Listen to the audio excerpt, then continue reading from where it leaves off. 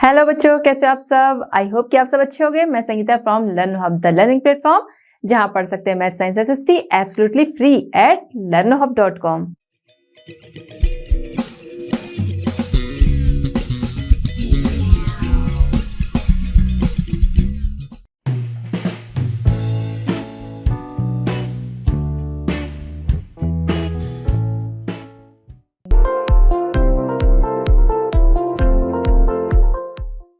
चलिए बच्चों, देखते हैं क्वेश्चन नंबर 7। क्वेश्चन नंबर 7 हमारा है, for each of the sectors that we came across in the chapter why should one focus on employment and GDP, could there be other issue which should be examined discuss.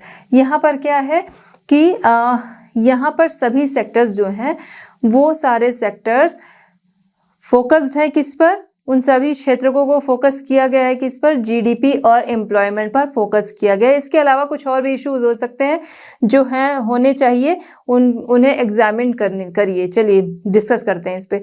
सबसे पहले बात करेंगे हम employment and GDP की। तो GDP and employment की बात अगर करते हैं, सकल घरेलू उत्पाद जो है वो, और रोजगार की अगर बात करेंगे तो किसी भी कंट्री के लिए ये बहुत ही इम्पॉर्टेंट पार्ट है। इसलिए सारे जो सेक्टर्स हैं वो इसी पे फोकस किए गए हैं, क्योंकि किसी भी कंट्री की में अगर एम्प्लॉयमेंट जो है वो अगर इंक्रीज होता है तो जीडीपी जो है वो अपने आप ही इंक्रीज होगी। एम्प्लॉयमेंट इंक्रीज होता है, लोगों की कंडीशंस जो हैं वो सुधरती हैं, बाकी उससे जो अदर गोल्स हैं उसे भी अचीव करने में हेल्प मिलती है। कंट्री के अदर गोल्स जो हैं वो उससे अचीव होते हैं। अब अगर हम बात करें, जैसे इंडिया की बात करें, तो इंडिया में 60% से ज़्यादा लोग के किस में लगे हैं, एग्रीकल्चर में लगे हैं। अब एग्रीकल्चर के अलावा भी अदर जो ऑप्शंस हैं, अदर एम्प्लॉयमेंट जो हैं उन्हें खोलना चाहिए, उसमें लोगों को लगना चाहिए। अब जैसे एग्रीकल्चर की बात करते हैं, एग्रीकल्चर अगर किसी फैमिली के लोग एग्रीकल्चर में लगे हैं, उस फैमिली में 4 लोग हैं, 4 के चारों एग्रीकल्चर में लगे हैं। अब ये जो खेती होती है, जो एग्रीकल्चर है इनका, तो अगर इनमें से कोई 2 बंदा कहीं और जाके काम करता है तो उससे क्या होगी, फैमिली की इनकम भी बढ़ेगी और उनके हटने से प्रॉब्लम भी नहीं होगी, क्योंकि वो जो काम है वो काम होता रहेगा, वो काम बाकी के 2 लोग देख सकते हैं। तो ये जो फैमिली के 2 लोग हैं कहीं और जाके अपने लिए रोजगार देख सकते हैं। तो लोग या तो रोजगार नहीं मिल रहा है, उसके ऑप्शंस नहीं खुल रहे हैं, उनके ऑप्शंस का नहीं पता इसलिए नहीं कर रहे, या फिर कई बार ऐसा होता है कि खेती हमारे फैमिली का काम है तो वो उसी को ही देख रहे हैं, उसी में उन्हें लग रहा है कि हाँ वो काम कर रहे हैं, बट वो जो प्रोडक्टिविटी है वो उसके अकॉर्डिंग नहीं हो रही, क्योंकि 4 लोग उसमें लगे हैं। तो जो जीडीपी, अगर हम बात करें एम्प्लॉयमेंट अगर कहीं का पे एम्प्लॉयमेंट अच्छा है तो वहाँ की जीडीपी अच्छी होगी और उससे कंट्री की प्रोग्रेस भी होगी, कंट्री की प्रोग्रेस पे भी उससे असर पड़ेगा और इससे जो कंट्री के जो गोल्स होंगे वो अचीव होंगे। तो इसलिए जीडीपी एंड एम्प्लॉयमेंट की बात करें, ये काफ़ी इंपॉर्टेंट है। इसके अदर हम देखना चाहें, अदर फील्ड्स देखना चाहें, जो क्वेश्चन का आगे का पोर्शन है, could there be other issue which should be examined, कुछ और अगर इश्यू है तो उसे भी हमें एग्जामिन करना चाहिए। तो कुछ और इश्यू की अगर हम बात करें तो हमें और चीज़ों पे भी ध्यान दे सकते हैं, जैसे कि पॉवर्टी है, नरिशमेंट है, फूड है, हेल्थ है, ये सारी चीज़ों पे भी ध्यान दिया जा सकता है। लेकिन अगर किसी कंट्री में एम्प्लॉयमेंट एंड जीडीपी की कंडीशन अगर सही है तो ये सारी प्रॉब्लम्स जो है, पॉवर्टी, एजुकेशन, हेल्थ, ये सारी चीज़ें जो है वो अपने आप ही सॉल्व हो जाएंगी। आइए आंसर देखते हैं। Both of them are very important for economic development. Economic development के लिए एम्प्लॉयमेंट एंड जीडीपी जो है दोनों ही बहुत ही इंपॉर्टेंट है, because they have been important goals of the country plans. Country के प्लान्स जो हैं उसे अचीव करने में इससे हेल्प मिलती है, हेल्प करते हैं। If employment increase in a country then GDP will naturally increase. Employment in the country has increased in all sectors, but still about 60% of the population of India is engaged in primary work only. In this chapter more attention has been given to these two. इन दोनों पे ही, GDP and employment पे ही इस chapter में ज़्यादा focus है। Other issue that should be are examine as follow other issue, जिन्हें हमें examine करना चाहिए, poverty, education, health and food products, nourishments, इस तरह से कई चीज़ें आपको मिल जाएंगी, तो कि इन पे भी हमें फोकस करना चाहिए, इन्हें भी हमें एग्जामिन करना चाहिए। चलिए बच्चों देखते हैं क्वेश्चन नंबर 8। क्वेश्चन नंबर 8 हमारा है, make a long list of all kinds of work that you find adults around you doing for a living. In what way can you classify them? Explain your choice. यहाँ पर क्या है, आप अपने आसपास adults को काम करते हुए देखते हो, कौन कौन से काम होते हैं उसकी आपको लिस्ट बनानी है। what way can you classify them? आप उसे किस तरह से, किस वे में क्लासीफाई कर सकते हो। एंड एक्सप्लेन योर चॉइस, अपने हिसाब से इसको एक्सप्लेन करना है, ठीक है।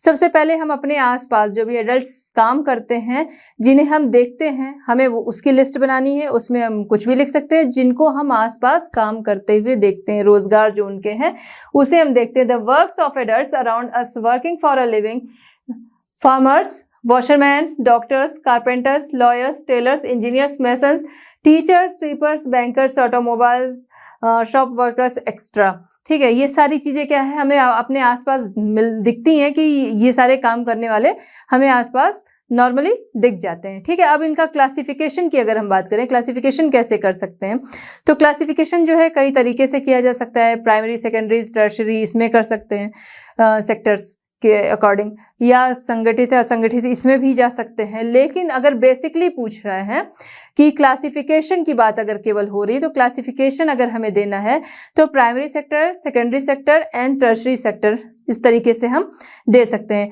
प्राइमरी में कौन आते हैं, प्राइमरी सेक्टर में वो आते हैं जो प्रोडक्शन करते हैं। सेकेंडरी में वो जो आते हैं मेकिंग वाले आते हैं सेकेंडरी में।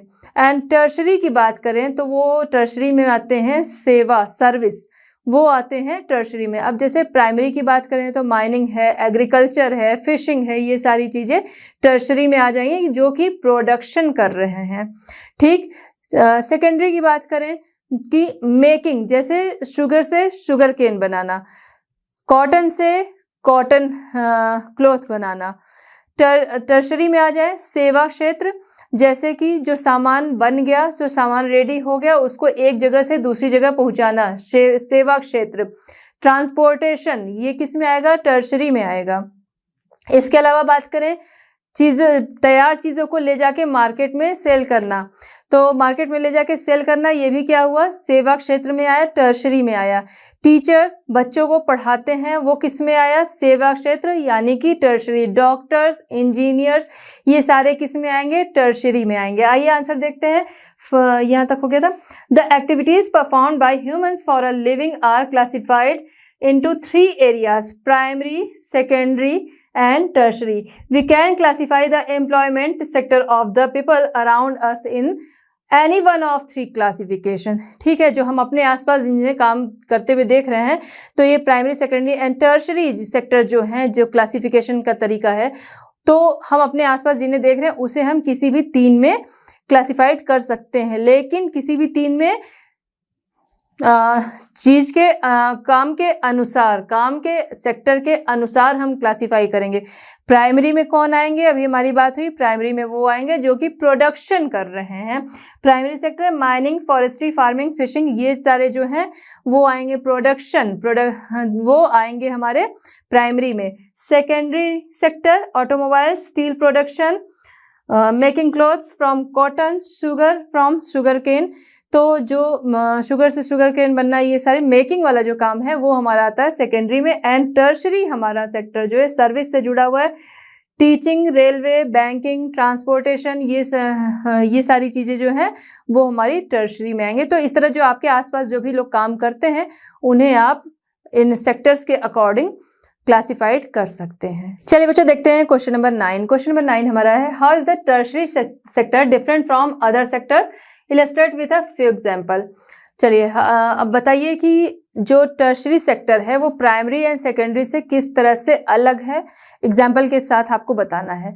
तो primary sector and secondary sector से टर्शरी सेक्टर इस तरह से अलग है। तो primary sector and secondary sector जो है ये मैन्युफैक्चरिंग एंड प्रोडक्शन का काम करते हैं, और टर्शरी सेक्टर जो है वो सर्विस का काम करता है, मतलब सेवा का काम करता है। उत्पादन एंड निर्माण, मैन्युफैक्चरिंग एंड प्रोडक्शन जो है वो प्राइमरी एंड सेकेंडरी का काम है, एंड टर्शरी का काम होता है सर्विस। और अगर हम देखें तो जो टर्शरी सेक्टर है वो प्राइमरी एंड सेकेंडरी की ग्रोथ में हेल्प करता है। कैसे? प्राइमरी एंड सेकेंडरी के द्वारा जो तैयार गुड्स हैं तो उन्हें वो एक जगह से दूसरी जगह पर ले जाता है, जैसे कि चाहे वो ट्रेन से ले जाए, ट्रक से ले जाए, जिस भी चीज़ से ले जाए, लेकिन वो एक जगह से दूसरी जगह पर ले जाता है, जिससे वो प्राइमरी एंड सेकेंडरी की हेल्प करता है। प्राइमरी एंड सेकेंडरी सेक्टर का, जैसे अगर हम कहते हैं जो प्रोडक्शन है या फिर जो मैन्युफैक्चरिंग मटेरियल हैं, वो अगर टर्शरी सेक्टर जो है वो हेल्प ना करे, एक जगह से दूसरी जगह ना ले जाए, तो उस हेल्प के बिना काम आगे नहीं बढ़ेगा। तो ये उनकी ग्रोथ में टर्शरी सेक्टर जो है प्राइमरी एंड सेकेंडरी सेक्टर की ग्रोथ में हेल्प करता है। वो उन्हें मार्केट तक ले जाता है और मार्केट में सेलिंग का काम करता है। Architecture, manufacturing and production comes in the primary and secondary sector, while the service sector comes in the tertiary sector. Manufacturing and production की बात करें तो प्राइमरी एंड सेकेंडरी में आते हैं, और अगर बात करें टर्शरी सेक्टर की तो इसमें सर्विस सेक्टर, सेवा क्षेत्र इसमें आता है। The tertiary sector helps in the development of the primary and secondary sector. Tertiary sector जो है प्राइमरी एंड सेकेंडरी सेक्टर के डेवलपमेंट में हेल्प करता है, such as transporting goods produced in the primary and secondary sector from one place to another place by truck and trains and selling in the markets. Tertiary sector जो है primary and secondary sector के द्वारा बनी हुई चीज़ें जो है produce and manufacture जो चीज़ें हैं उन्हें वो ट्रक बाय ट्रक ट्रेन उन्हें वो मार्केट में ले जाता है और वहाँ पर सेलिंग करता है। ठीक। The tertiary sector does not produce goods but plays an important role in transporting and selling goods। देखिए टर्शरी सेक्टर जो है वो प्रोडक्शन नहीं करता है, लेकिन वो गुड्स के सेलिंग एंड ट्रांसपोर्टेशन में हेल्प करता है। तो टर्शरी सेक्टर जो है अगर हम बात करें कि वो प्राइमरी या सेकेंडरी से किस तरह से अलग है, तो इस तरह से अलग है कि वो उनकी ग्रोथ में, प्राइमरी एंड सेकेंडरी की ग्रोथ में या उनके डेवलपमेंट में टर्शरी सेक्टर जो है वो हेल्प करता है। टर्शरी सेक्टर जो है वहाँ पर प्रोडक्शन नहीं होता, मैन्युफैक्चरिंग नहीं होती, बट ये इनकी हेल्प करता है और चीज़ों को एक जगह से दूसरी जगह पर ले जाता है, वहाँ पर सेलिंग करता है। तो इस तरह हमने देखा टर्शरी सेक्टर जो है वो एक तरह से सेवा का क्षेत्र है, वो सर्विस का क्षेत्र है। चलिए बच्चों हम देखेंगे क्वेश्चन नंबर 10। क्वेश्चन नंबर 10 हमारा है what do you understand by disguised unemployment, explain with an example each from the urban and rural areas. चलिए अब यहाँ पर बात क्या हो रही है, डिस्गाइज्ड अनएम्प्लॉयमेंट के बारे में बताना है, प्रच्छन्न बेरोजगारी या फिर छिपी हुई बेरोजगारी, उसके बारे में बताना है कि किसे कहते हैं और उसका उदाहरण आपको देना है, एग्जाम्पल देना है रूरल एंड अर्बन दोनों वे में। ठीक है, सबसे पहले हम बात करेंगे कि डिस्गाइज्ड अनएम्प्लॉयमेंट क्या है। इसमें कोई पर्सन है जो काम में लगा हुआ दिखता है, कोई पर्सन है काम कर रहा है, काम में लगा हुआ दिखता है, लेकिन उसमें जो उसका पोटेंशियल है, उसकी जो कैपेसिटी है वो पूरी तरह से यूटिलाइज नहीं हो पा रही है और यहाँ पर क्या है, वो पर्सन जो है उस काम को करने के लिए मजबूर है, इस वजह से वो काम कर रहा है क्योंकि वो उस काम को करने के लिए मजबूर है, क्योंकि उसके पास कोई अदर ऑप्शन नहीं है, कोई बेटर काम उसके पास नहीं है, इसलिए वो किसी काम में लगा हुआ है। इस तरह की बेरोजगारी ज़्यादातर गांवों में देखी जाती है, शहरों में देखी जाती है, दोनों जगह, लेकिन ज़्यादातर हम देखेंगे, अगर एग्जाम्पल देखेंगे रूरल एंड अर्बन में, तो एग्जाम्पल के तौर पे अगर हम देखते हैं रूरल एरियाज में देखेंगे तो किसी खेती है, जैसे किसी काम को करने के लिए 4 पर्सन की ज़रूरत ही है, बट वहाँ पर 6 लोग लगे हुए हैं। अब बाकी ये 2 लोग क्या है कि वो लगे थे, 6 वो मिलके काम कर रहे हैं और सारे जो 6 पर्सन हैं सबकी जो कैपेसिटी है काम करने की, सबका जो पोटेंशियल है वो पूरी तरह से यूज़ नहीं हो रहा। क्यों? क्योंकि वो 4 पर्सन जो है वो ज़्यादा बेटर तरीके से काम करते हैं, उनका पोटेंशियल जो था वो सही से यूज़ होता। यहाँ पर क्या है, 2 और आ गए, वो काम बढ़ गया 6 लोगों में, तो पोटेंशियल जो है वो सही तरीके से यूज़ नहीं हो पा रहा है किसी का। अब ये बाकी के 2 लोग जो थे वो काम करने को मजबूर हैं क्योंकि उनके पास उससे बेटर ऑप्शन नहीं है। तो इस तरीके की जो बेरोजगारी है उसे कहते हैं छिपी बेरोजगारी या डिस्गाइज्ड बेरोजगारी। छिपी इसीलिए क्योंकि पर्सन जो है वो काम करता हुआ दिख रहा है, वो किसी न किसी काम में एंगेज्ड है, लेकिन उसके पास कोई बेटर ऑप्शन नहीं है, इसलिए वो वहां पर इंगेज्ड है। अब अगर हम देखेंगे रूरल एरियाज में, तो खेती की बात हो गई कि इतने पर्सन लगे हैं और इतने एक्स्ट्रा लगे हैं, कि अगर वो हट गए, मतलब 6% लगे हुए वहाँ खेती में, 4 की ज़रूरत है, 2% अगर वहाँ से हट भी गए तो उस काम पे कोई इफेक्ट नहीं पड़ेगा, काम अपने टाइम पे ही पूरा हो जाएगा। और वो जो 2% है अगर वो हट गए दूसरे कामों के लिए, तो उससे क्या होगा, उनकी ही अपनी इनकम बनेगी, उन्हें अपना रोजगार मिलेगा। तो इस तरीके की जो बेरोजगारी होती है उसे कहते हैं डिस्गाइज बेरोजगारी, और उसका एग्जाम्पल हमने देखे रूरल वे में। अब हम इसे अर्बन वे में देखेंगे। तो जैसे ज़्यादातर जो छोटे बिजनेस होते हैं, छोटी शॉप्स होती हैं, वहाँ पर देख सकते हैं कि लोग होते हैं, कोई शॉप है वहाँ पर बहुत सारे लोग हैं, एक ही शॉप पे बहुत सारे, कई बार फैमिली के ही कई लोग होते हैं, कई बार होता है कि उस शॉपकीपर ने कई लोगों को रखा है अपनी शॉप पे, उनकी उतनी ज़रूरत नहीं है, फिर भी कई लोग वहाँ पर हैं। जैसे कोई आया, किसी ने कोई सामान मांगा, लिस्ट पकड़ा दिया, अब एक पर्सन सामान बोल रहा है, दूसरा निकाल रहा है, तीसरा चौथा जो भी है वो खड़ा है, या फिर कोई 2 हैं वो सामान निकाल रहे हैं, कोई एक खड़ा है, वही सामान कोई एक पर्सन जो है वो ला के सामान पूरा रख सकता है, लेकिन उसके एक ही लिस्ट के जो सामान है उसी को लाने के लिए 2-4 लोग लगे हुए हैं। तो इस तरीके की जो बेरोजगारी है इसे हम क्या कहेंगे, डिस्गाइज अनएम्प्लॉयमेंट या छिपी बेरोजगारी।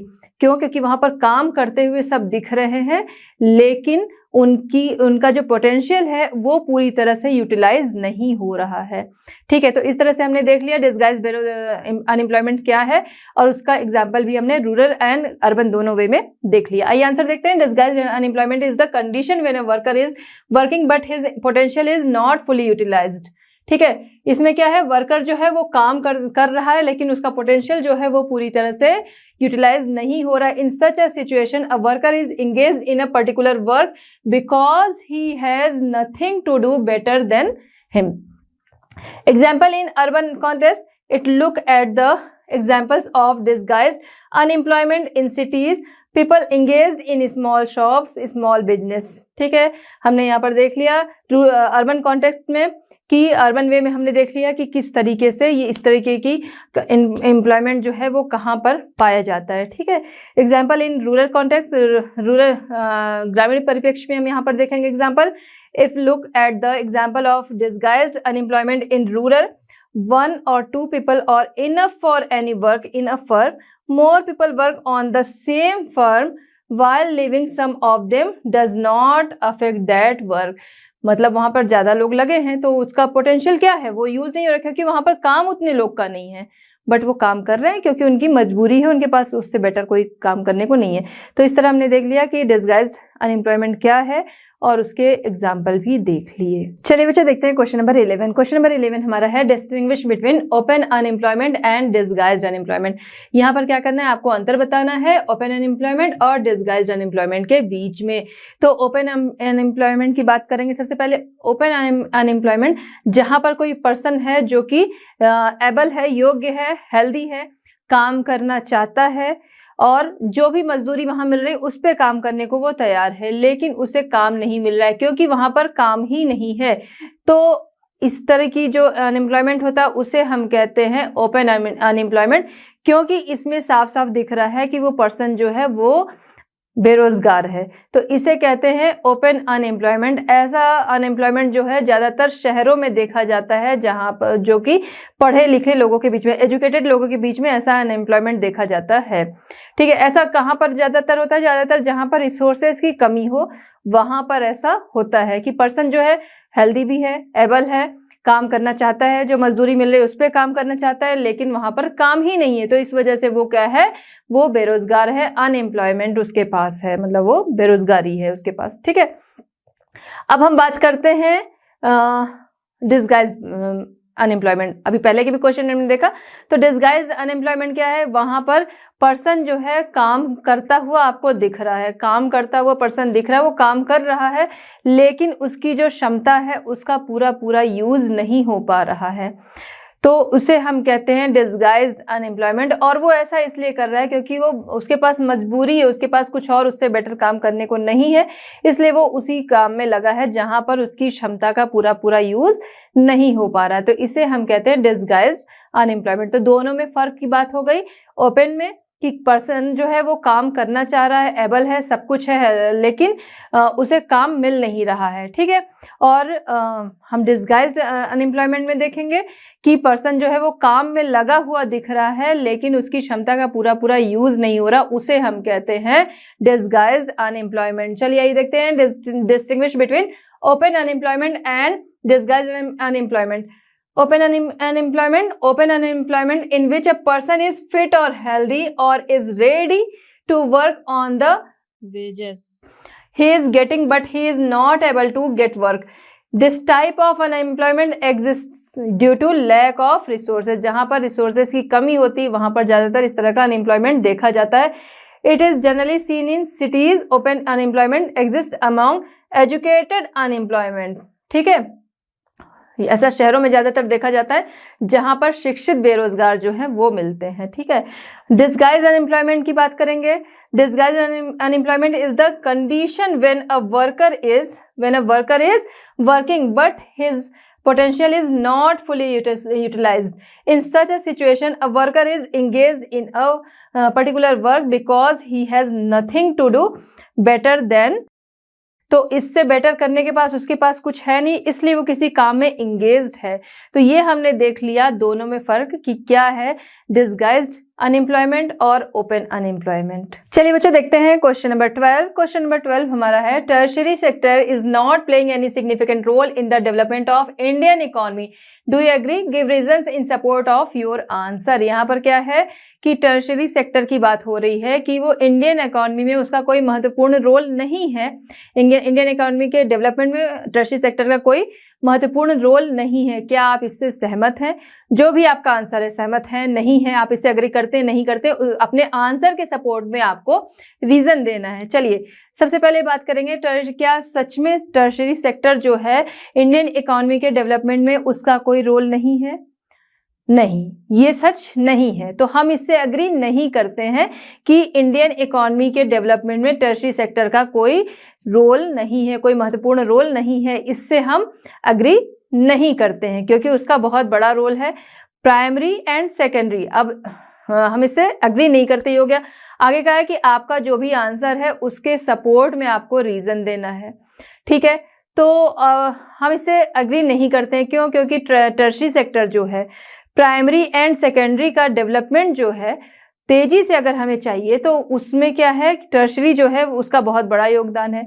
जैसे कोई भी चीज़ रेडी हो गई, प्राइमरी प्रोडक्शन है, सेकेंडरी हमारा मेकिंग है, तो ये दोनों क्या मैन्युफैक्चरिंग है, ये क्या, जब चीज़ें रेडी हो गई, अगर वो टर्शियरी सेक्टर जो है चीज़ें एक जगह से दूसरी जगह ले जाना, अगर हम इसी की बात करें ट्रांसपोर्टेशन की को ले लेते हैं इसमें, तो ट्रांसपोर्टेशन जो है, अगर हम बात कर रहे हैं कि प्राइमरी एंड सेकेंडरी की जो चीज़ें हैं वो रेडी हो गई, अगर उसे मार्केट में नहीं ले जाया गया, ले जाने का जो साधन ट्रांसपोर्टेशन है वो नहीं हुआ, या उसे मार्केट में ले जाके सेल नहीं किया गया, तो इससे क्या होगा, इससे वो चीज़ जो है वो खराब हो जाएगी या उस चीज़ की वैल्यू नहीं रह जाएगी। तो टर्शियरी सेक्टर जो है अगर तेजी से डेवलपमेंट चाहिए प्राइमरी एंड सेकेंडरी का, तो वो उसमें बहुत बड़ा उसका योगदान है। तो ये कहना कि इंडियन इकोनॉमी के डेवलपमेंट में टर्शियरी सेक्टर का कोई योगदान नहीं है, ये क्या है, ये पूरी तरह से गलत है। इससे हम अग्री नहीं करते हैं। क्यों नहीं करते हैं? क्योंकि टर्शियरी सेक्टर जो है वो तृतीय क्षेत्र जो है वो क्या करता है, वो प्राइमरी एंड सेकेंडरी को पूरी तरह से सपोर्ट करता है। उसके अलावा बहुत सारे लोगों को रोजगार देता है, ठीक है। टर्शियरी सेक्टर जो है वो बहुत सारे लोगों को रोजगार देता है, और हमने देखा है बहुत सारे जो डेवलप्ड कंट्रीज हैं वहाँ पर ज़्यादा से ज़्यादा टर्शियरी सेक्टर में ही लोग काम में लगे हुए हैं। आइए आंसर देखते हैं। No, it is not true that the tertiary sector is not playing any important role in the Indian economy, क्योंकि ये ट्रू नहीं है, ठीक है, ये सही नहीं है, हम इसे एग्री नहीं करते हैं। In the last few years the tertiary sector has contributed a lot to the development of the primary sector। Last कुछ वर्षों में हमने देखा, क्यों? क्योंकि अगर हम इंडिया की बात करें तो यहाँ पर एग्रीकल्चर जो है वही उसी में ज़्यादा से ज़्यादा लोग लगे थे, ठीक है। तो हमने देखा है कि 73-74 के बाद से सभी सेक्टर जो है उसमें काम तेजी से हुआ है, जिसमें टर्शियरी सेक्टर जो है उसमें काम बहुत तेजी से हुआ, उसने अदर को भी सपोर्ट किया, टर्शियरी सेक्टर जो है वो खुद भी उठा, बहुत सारे लोगों को एम्प्लॉयमेंट मिला। तो इसका डेवलपमेंट जो है टर्शरी सेक्टर जो है वो बहुत तेजी से बढ़ा है और 13-14 तक में हम देखते हैं, 13-14 के बीच में हम देखते हैं कि वो 50 to 60% हमारी इकोनॉमी का उसी से आया। ठीक है, तो यहाँ पर क्या है, rapid growth of primary and secondary sector is possible only when tertiary sector supports them. Tej growth चाहिए प्राइमरी एंड सेकेंडरी की, तो उसके लिए टर्शरी जो है वो बहुत ही जरूरी है। Constitutes new job opportunities for most of the people, most of the people, बहुत सारे लोगों के लिए जॉब अपॉर्चुनिटीज जो है वो कॉन्स्टिट्यूट करता है कौन, टर्शरी सेक्टर, क्योंकि टर्शरी सेक्टर में बहुत सारी जॉब्स जो है वो लोगों को मिलती है। The tertiary sector is more powerful in economies that are developed. Tertiary sector जो है वो डेवलप्ड इकोनॉमीज में काफी पावरफुल है। तो इस तरह हमने देखा कि टर्शरी सेक्टर जो है उसका इंडियन इकोनॉमी के डेवलपमेंट में बहुत बड़ा योगदान है, तो वो वहाँ पर बहुत मोस्ट सिग्निफिकेंट कह सकते हैं प्लेस उसका है। ऐसा नहीं कि उसमें इंडियन इकोनॉमी के डेवलपमेंट में उसका कोई स्थान नहीं है, उसका कोई योगदान नहीं है। चलिए बच्चों, हम देखते हैं क्वेश्चन नंबर 13। क्वेश्चन नंबर 13 हमारा है, service sector in India employs 2 different kinds of people, who are these. Question क्या है, इंडिया में सर्विस सेक्टर में 2 तरह के लोग काम करते हैं, वो कौन है। तो इंडिया में सर्विस सेक्टर में 2 तरह के जो लोग काम करते हैं, फर्स्ट है highly skilled labour and second है low skilled labour. Highly skilled labour की बात करें तो इनमें वो आते हैं जैसे कि doctors, teachers, IT officers, bankers, इस टाइप के लोग आते हैं। इनकी जॉब जो होती है परमानेंटली होती है।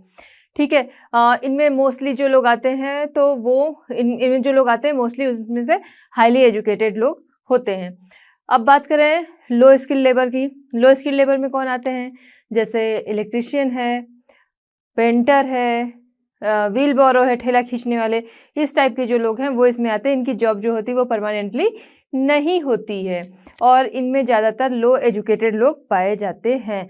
तो अगर बात करें कि हाईली स्किल्ड लेबर जो है उनकी बात करें, उनकी जॉब परमानेंटली होती है। जिन्हें गवर्नमेंट जॉब मिल गई वो वहाँ काम कर रहा है परमानेंटली, लेकिन जिसको नहीं भी मिली तो भी वो एक जगह से दूसरी जगह ऑफिस चेंज करता है, बट होता है मैक्सिमम टाइम वो काम करते हैं। तो उनकी जॉब जो होती है वो परमानेंटली होती है और जहाँ भी वो काम कर रहे हैं एक लंबे टाइम तक काम करते हैं। फिर उन्होंने उसके बाद उन्होंने जॉब चेंज कर ली, बट वो परमानेंटली काम कर रहे होते हैं।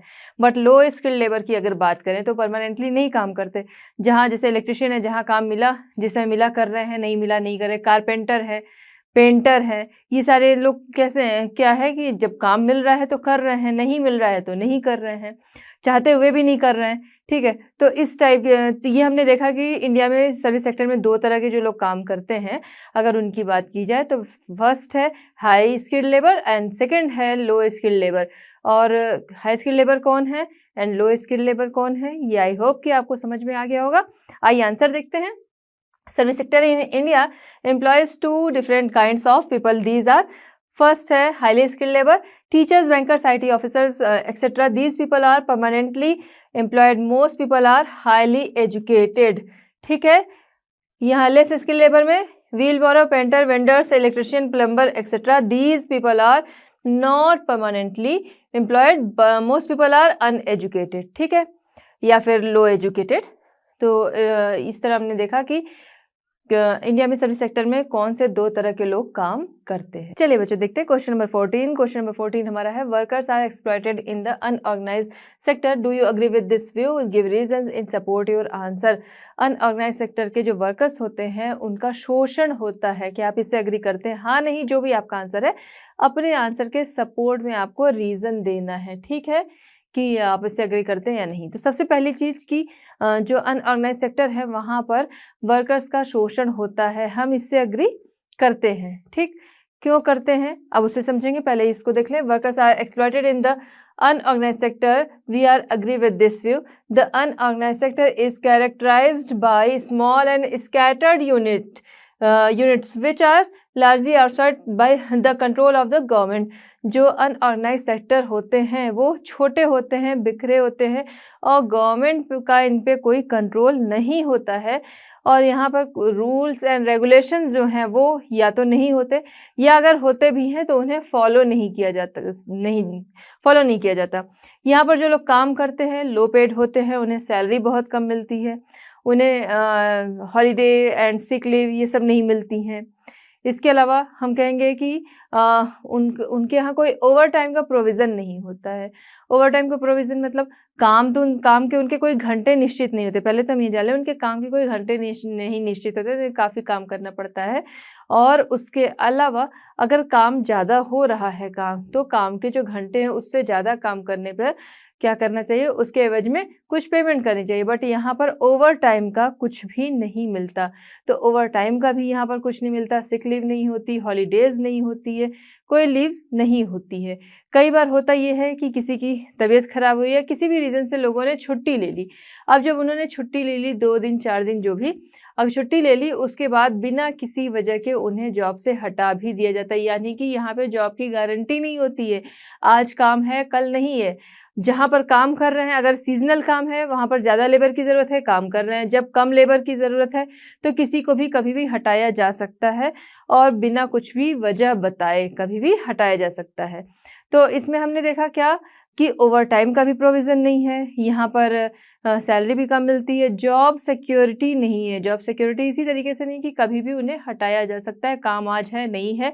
तो उसमें भी हम देखेंगे कि काम जो है उनको नहीं मिलेगा।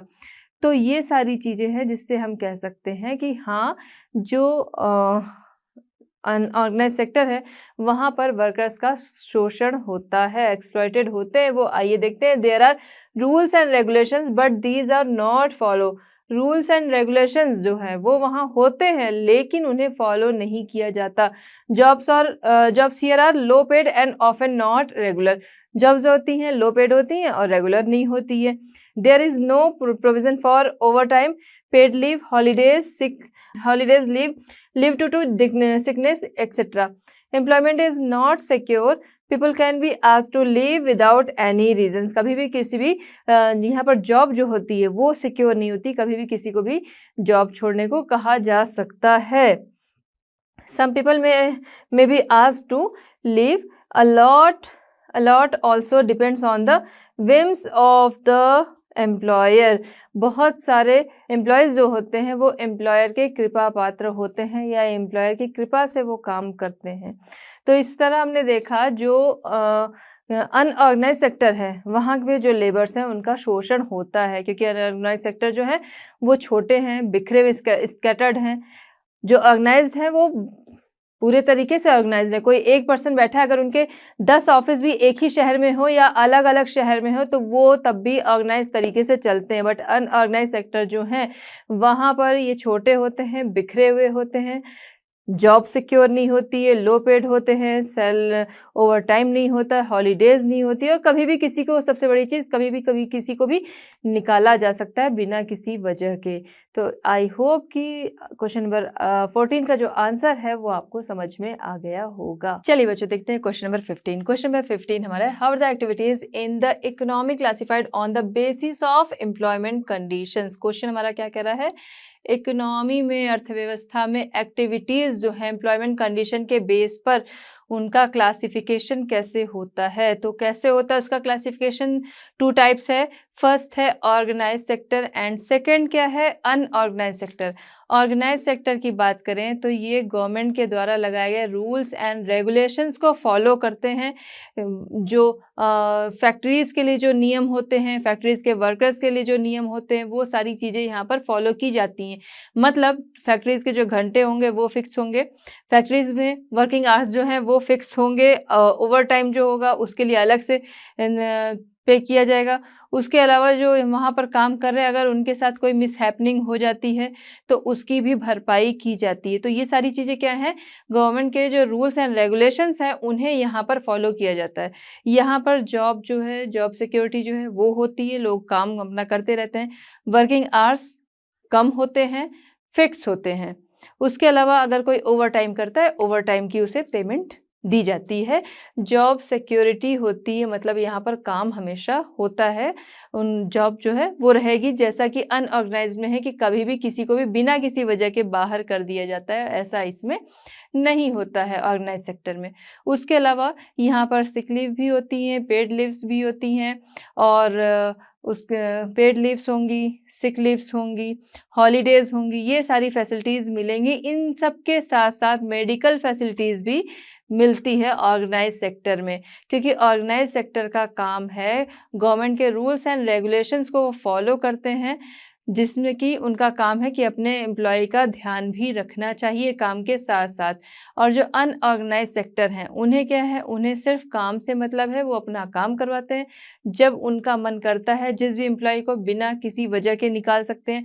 अगर सीजनल काम इनके यहाँ होता है, सीजन नहीं है उस चीज़ का या काम कम है, तो किसी भी एम्प्लॉय को वो हटा सकते हैं। बहुत सारे एम्प्लॉय इनके कह सकते हैं कृपा पात्र होते हैं, मतलब ये कि अगर ये चाहेंगे तो ये रखेंगे, नहीं चाहेंगे तो ये हटा देंगे।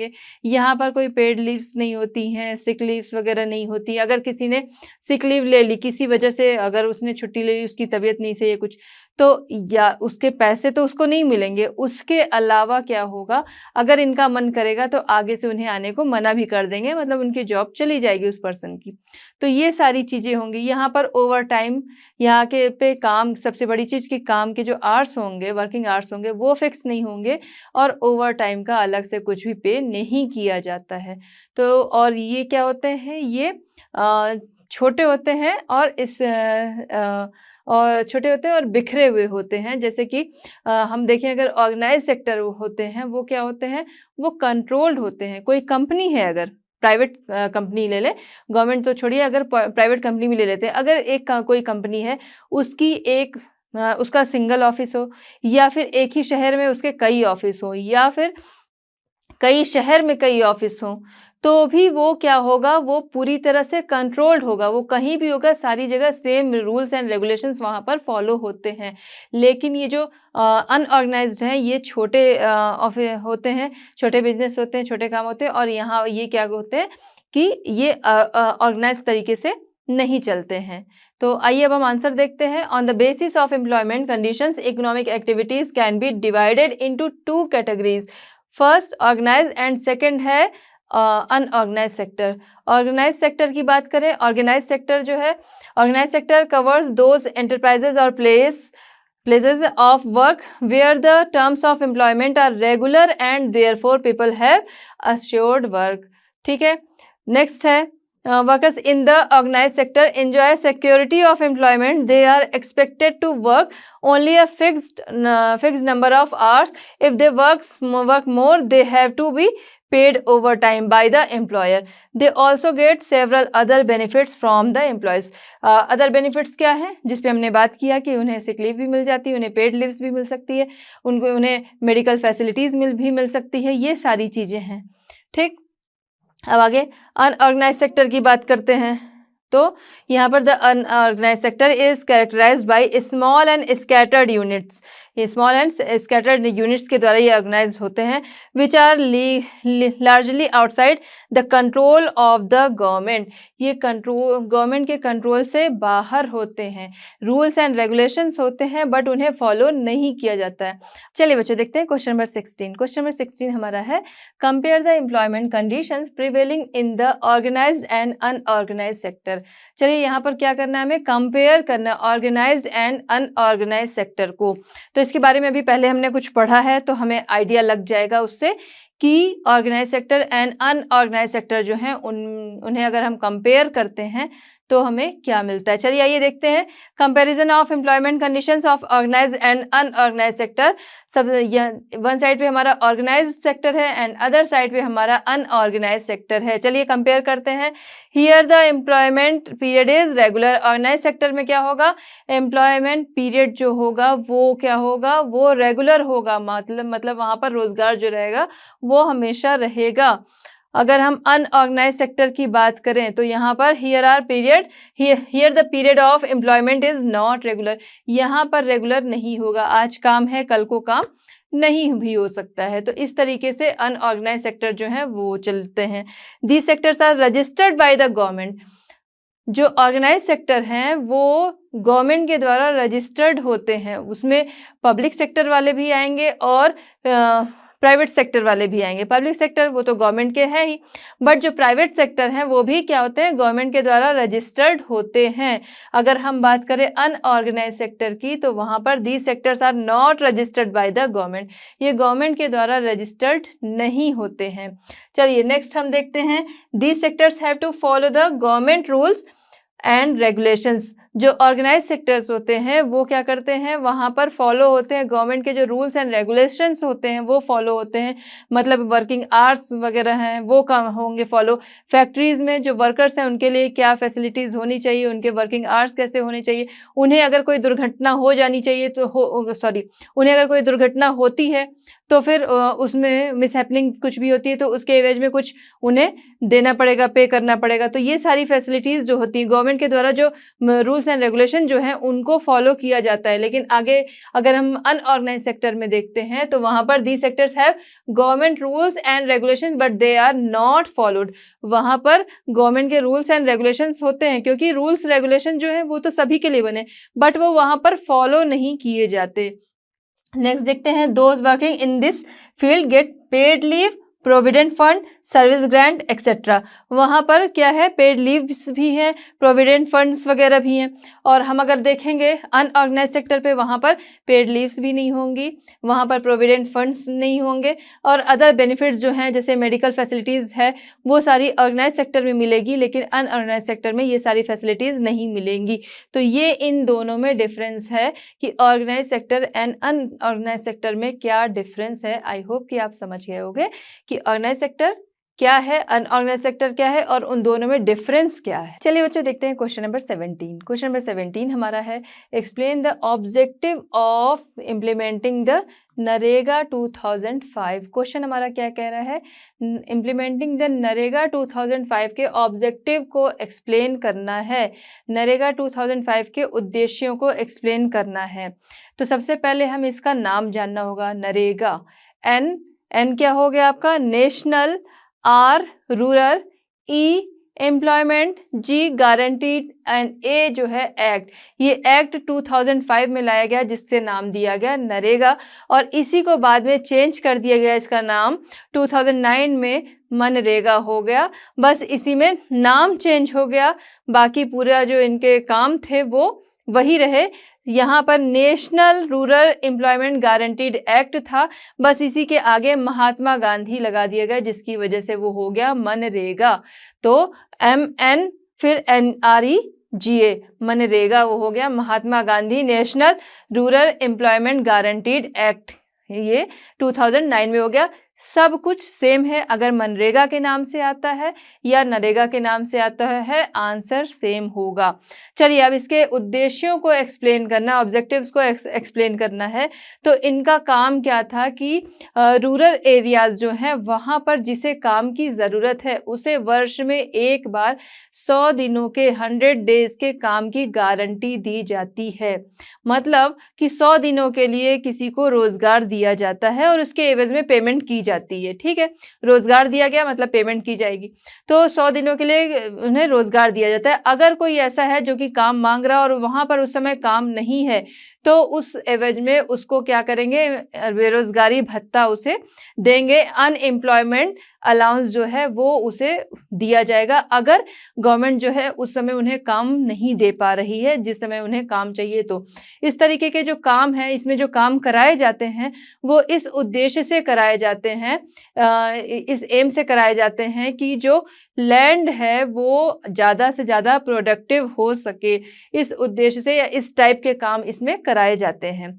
चलिए ये आंसर देखते हैं। The objective of implementing the NREGA 2005, all those who are able to and are in need of, अगर कोई एबल है या उसे ज़रूरत है काम की, work in rural areas are guaranteed 100 days of employment in a year by the government. जिसे अगर काम की ज़रूरत है, जो काम करना चाहता है, काम की ज़रूरत है, काम के वो योग्य है, मतलब ये नहीं कि 14-15 साल के भी बच्चे पहुंच जा रहे 14-15 ईयर वाले, तो वो तो बाल मजदूरी में आ जाएंगे। 18+ है मतलब काम करने के लिए जो एबल है, और स्वस्थ भी है, कोई बहुत ज़्यादा बीमार है वो काम लेने गया, ऐसा नहीं। आदमी अगर इंसान अगर स्वस्थ है, जो भी शर्तें हैं उसे अगर वो पूरा कर रहा है, काम करने के लिए वो एबल है, काम करना चाहता है, तो उसे गवर्नमेंट की तरफ से इन अ ईयर 100 डेज के लिए काम दिया जाता है। ठीक है, गारंटीड 100 डेज के लिए उसे रोजगार दिया जाता है।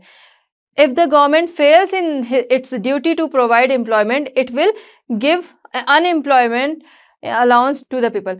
तो अगर गवर्नमेंट जो है वो उन्हें रोजगार देने में अक्षम है, उस समय उन्हें रोजगार नहीं दे सकती है, तो इस एवज में वो उन्हें अनएम्प्लॉयमेंट अलाउंस जो है वो जारी करेगी, वो देगी, बेरोजगारी भत्ता। The types of works that would in future help in increase the production from land will be given preference under the act। इस एक्ट में उन कामों को प्रेफरेंस दी जाती है जिससे कि लैंड, फ्यूचर में जो लैंड है उससे प्रोडक्शन जो है वो इंक्रीज किया जा सके।